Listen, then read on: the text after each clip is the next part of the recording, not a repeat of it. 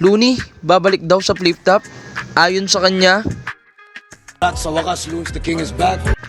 at Sinyo naging pare noong Ahon 14. Tuwing Disyembre nga ay ginaganap ang pinakamalaking event ng flip top.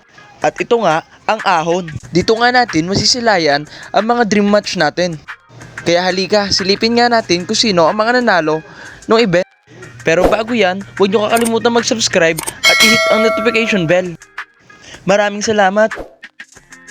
Noong day 1 nga ng Ahon 14 ay magaganap ang laban ni Smaglas at Ticharon. Ngunit ito ay nakapromo at nanalo nga ng day 1 ay si Shernan kalaban si Maestro, si Jay Blake kalaban si Pistolero, si GL naman kalaban si Plaridel, Jonas naman ang nanalo kalaban si Kairam, at si Poison 13 kalaban si Acer, si Saki naman ang kalaban si Mandabaliw. Tingnan nyo na lang yung iba. At nung laban nga ni Maestro at ni Shernan ay nag-uniform ng pulis si Shernan. Kabang-abang nga to mga tol.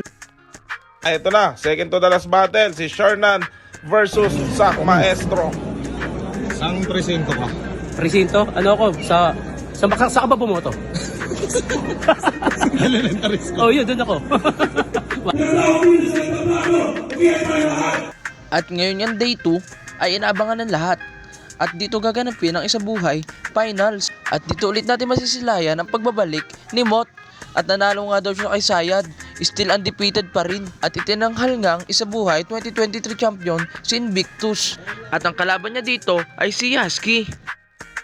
It's the boy, 2023 finals against Pambeses para kay Husky at Invictus.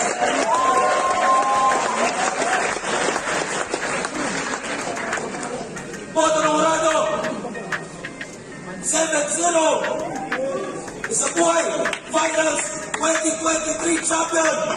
Red up, mag-iay tayong lahat para Invictus.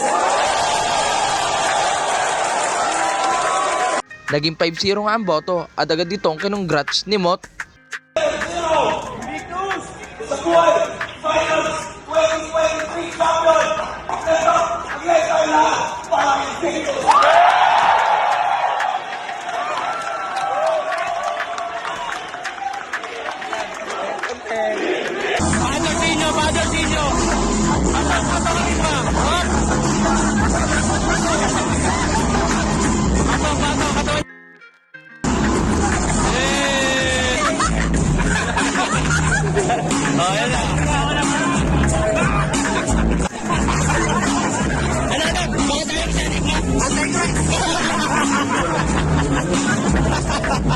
At si Mot nagpapatagtag ng kaba backstage. Basta kaya ya? Oh.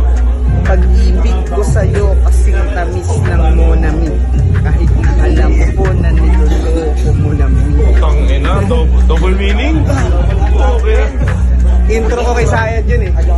Isa rin to sa inaabangan ng marami. Magbabalik rin daw si Basilio sa battle. Siguro, February or March. Ayoko lang talagang lumalaban ng December. Kasi yung mga gagawin ko, mas marami kapag December. Sabay na tayo lumapit. Gusto ko na lumaban. Kaso, ayaw naman ni Anigba lumaban sa akin. Ito na nga ang clip na kininperma ni Looney na babalik daw sa flip top. Lalaban ako ulit. Oo naman, pagkatapos nitong album campaign, expect nyo na ite-terrorize ulit natin yung Batang City. Kayo mga tol, ano masasabi nyo? Paki-comment below naman mga opinion nyo. At huwag nyo kakalimutan mag-subscribe at mag-hit ng notification bell para sa maraming video. Maraming salamat!